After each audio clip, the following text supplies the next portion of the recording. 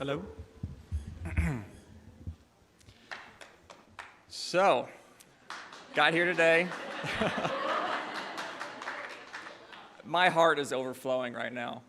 It's just so much love that I have received today from this community. Yeah.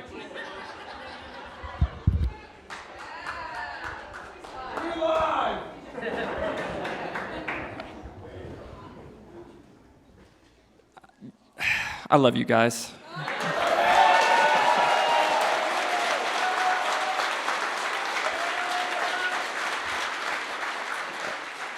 Jordan, that was such a beautiful moment, and man, it all came full circle. You got to edit those lyrics and say, you know, we freed Ross, and man, amazing. Can't believe this is happening right now. Another highlight from the day, the Silk Road path. That is so cool.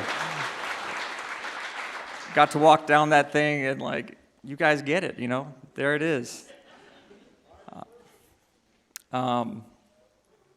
Yeah. Carla, Eric, thank you for your remarks. Carla was talking about the plant that I left out of prison with.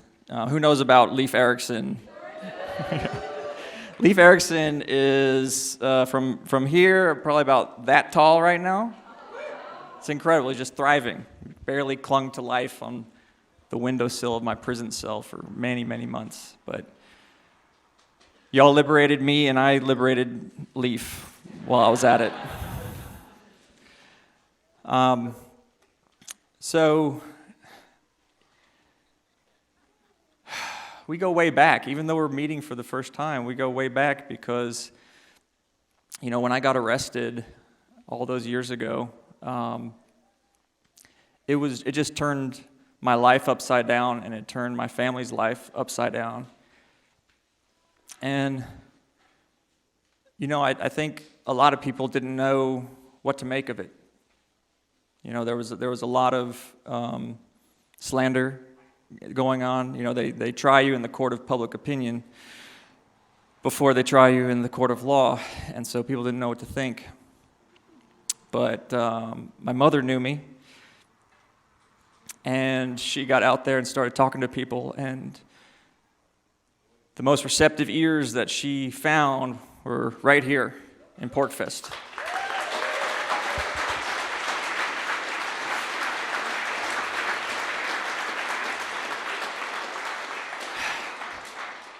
And that was early on, you know. You were our first kernel of support. It started here. It started to grow into a movement here. Every time my mom would get back from PorcFest, she would say, "Oh, I got love bombed again." And that meant so much because she needed that, and I needed her. I needed you, and you were there for me. And you've been there for me the whole time, all the way up till now. And somewhere along the way, maybe 2014 or 15 or so, my wonderful wife, Caroline, showed up. And most of you haven't met her. You know my mom because she's been coming here. She's fearlessly got in front of the cameras, got in front of the spotlight, and started standing for me. When Caroline came in to help, she was behind the scenes. She was crafting the message. She's a project manager by trade, so just organized the whole thing, took it up a level, and just started really making it like we're fighting back. We're fighting back against this narrative that is keeping me in a cage. And it's the weirdest thing because before I got put in prison, you know, I kind of prided myself on, you know, I don't care what people think of me. You know, I know who I am, and if they don't like me, well, their problem, right? But in prison, what people thought of me was like determining my whole future. I couldn't get out because people thought, well, yeah, maybe he's a bad guy. I've heard some bad stuff. So getting the truth out there, getting the right message out there so that people know who I am made all the difference. But just to bring it back, you guys never abandoned me. You never doubted me. You were there the whole time, like no one else. And I just thank you so much. Thank you. Thank you.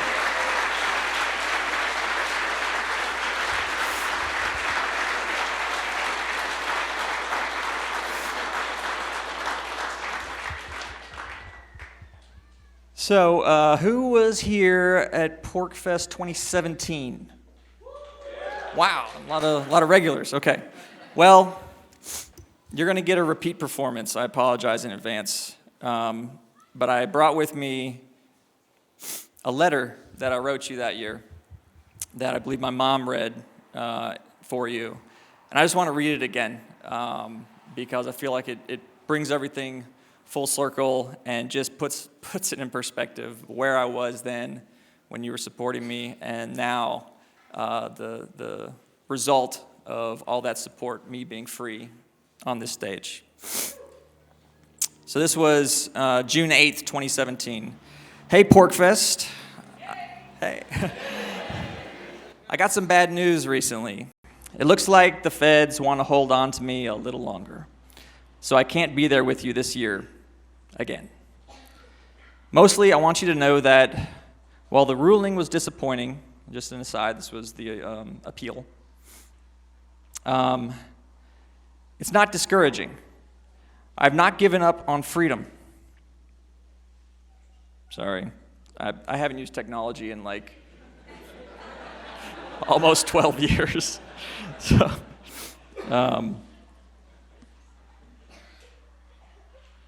come help me.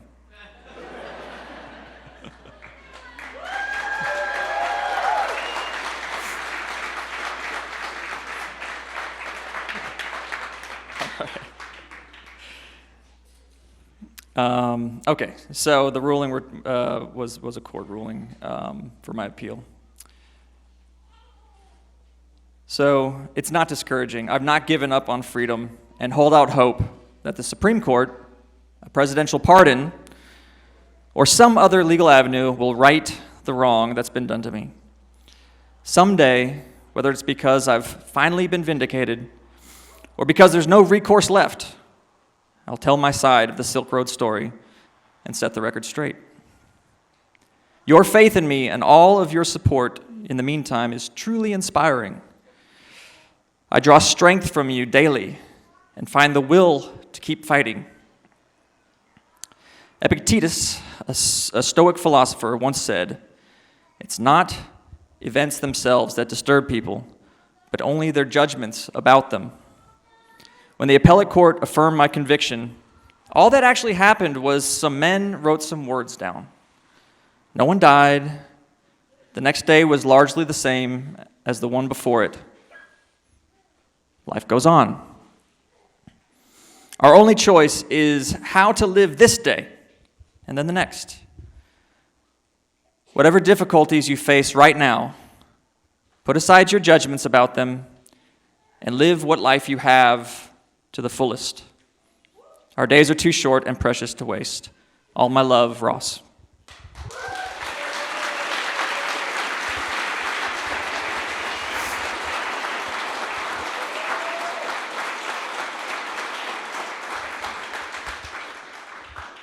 So I was back in 2017, and there's something I learned about freedom and liberty while I was in there. Because before I went to prison and before I made Silk Road, my focus was on what I'll call political freedom, to be free from, the coercion of a oppressive government or just other people forcing you to behave some way that you don't want to when you're not hurting anyone else. That's political freedom, and it's important, obviously. But there's another kind of freedom that I'll call personal freedom. And what I realized in prison is that even if I had all the political freedom that I wanted, and I was truly, truly free, I could still be a prisoner. I could be a prisoner in my mind and in my heart.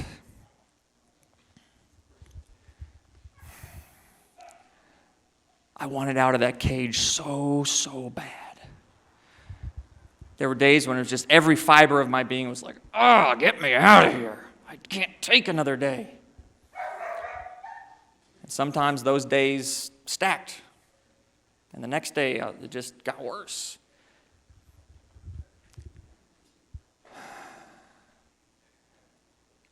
And I saw a lot of men who got broken by that, who just could not accept what had happened and chafed against the shackles and the bars and the lockdowns and the bossy guards and all the rest.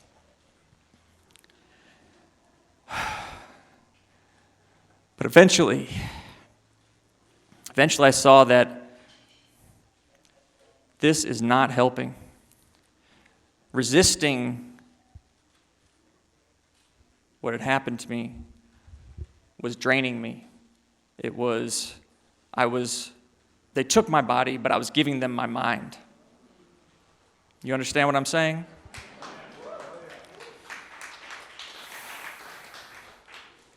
So I took my mind back.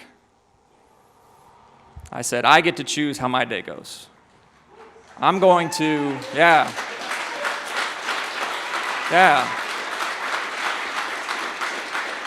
That's what I'm trying to tell you. Even in those circumstances I was in, I had choices. And the more I could get more choices, the more I could decide for myself how things were going to go, the more freedom I had. That's freedom, having those choices. If my day is going to be miserable because all I'm looking at is miserable people and gray concrete and everything's hard and everything's hot and everything sucks, well, then that's the only option in front of me, is to just keep being miserable. And I said no.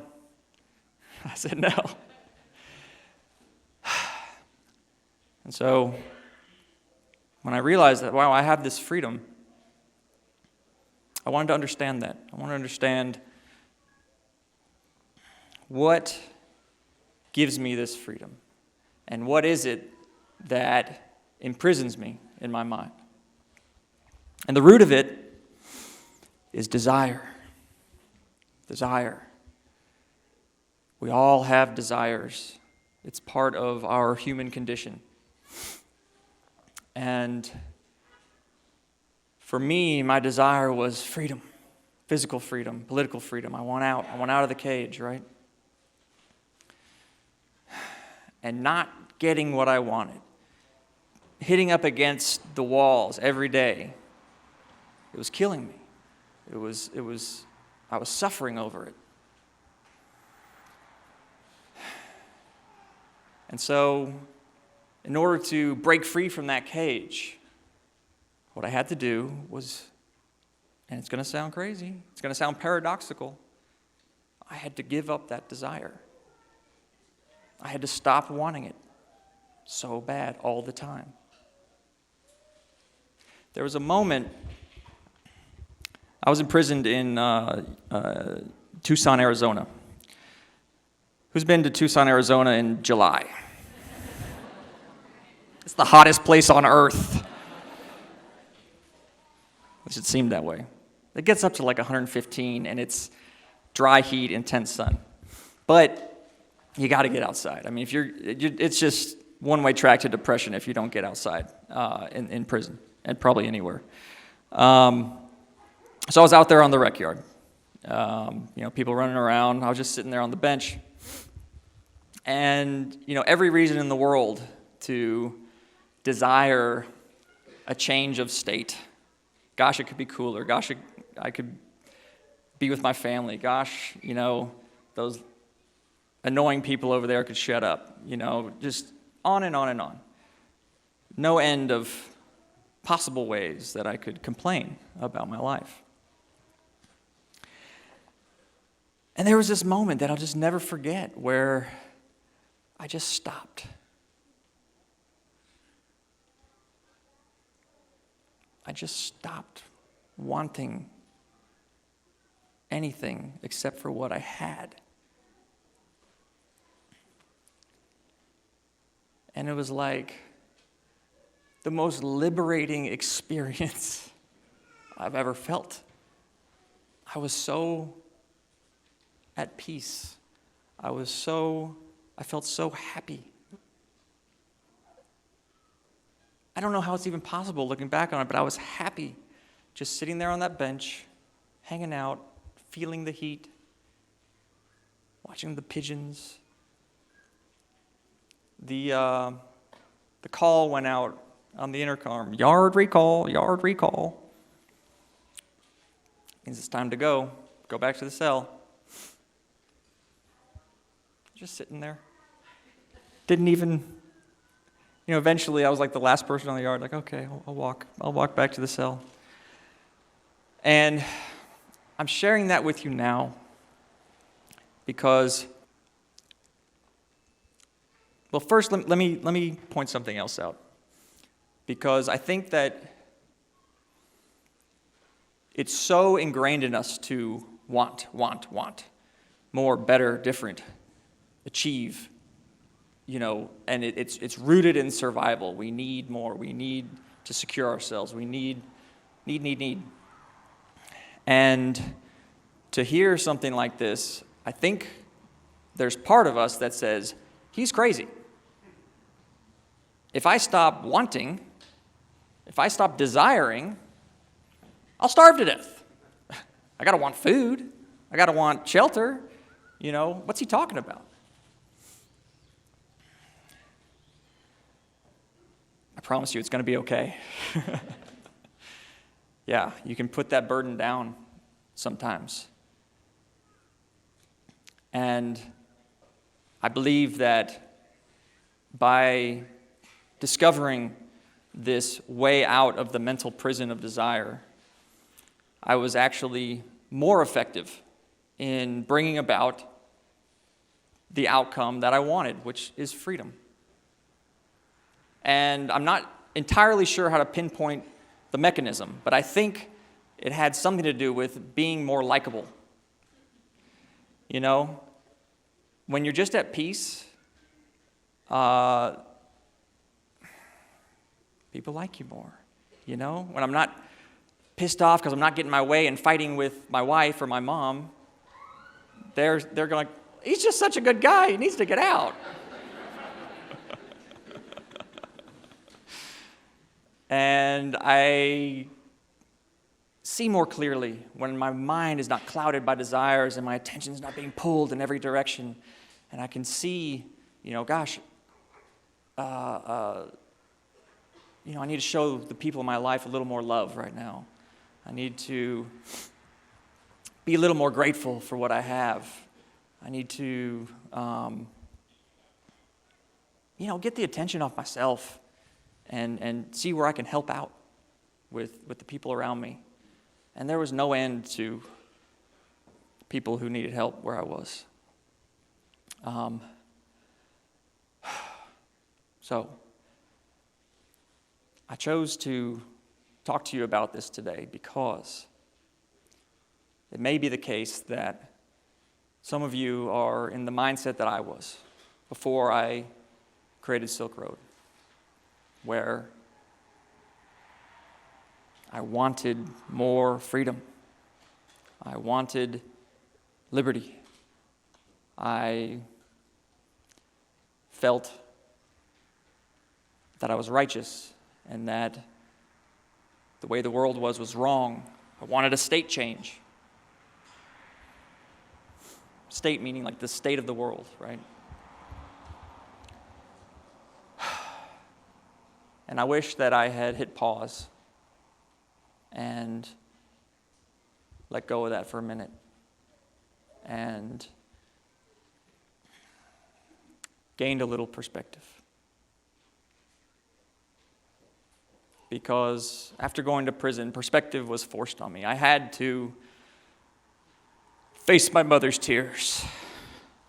I had to look myself in the mirror in that prison cell and ask myself, dear God, what have I done? I've ruined my life. And that is a tough pill to swallow, and I had to swallow it.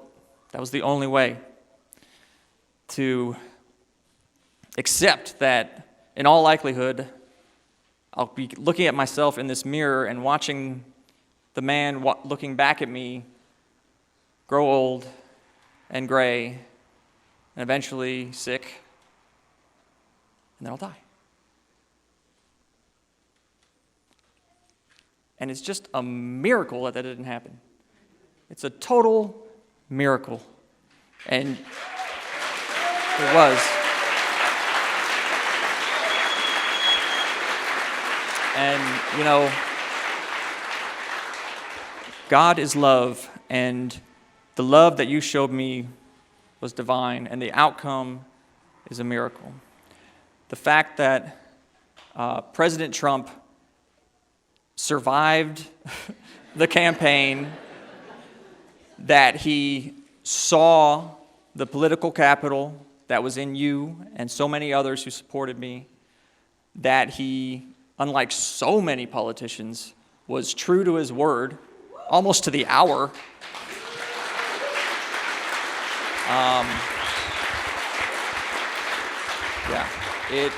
It all came together, and I hope that I can't encapsulate it in words. It's beyond words, but I hope that I was able to give back to you a little bit. You know, I learned that about desire the hard way, and I believe it's universal. I believe that we can all benefit from putting those desires to the side for a moment and just want what you already have. Be grateful for what you have. Take stock in the people around you who love you and you love. Look at the material abundance that we live in. Prison is it's deprivation, right? It's deprivation. Put you in a box and give you the bare minimum. So not only did I come back into freedom and abundance, but I'm like 11 years into the future. And I know the world seems crazy right now, but progress has been made, and it's a pretty awesome world that we live in. It really is.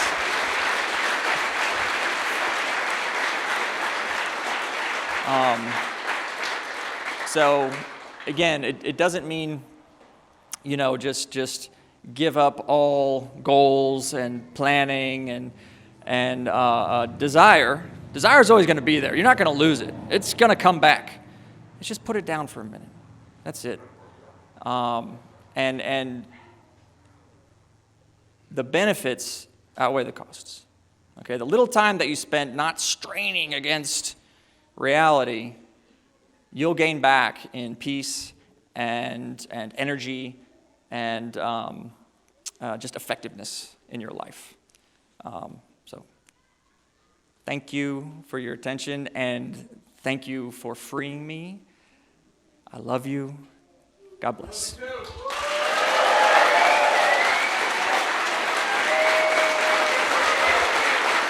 Ha ha ha.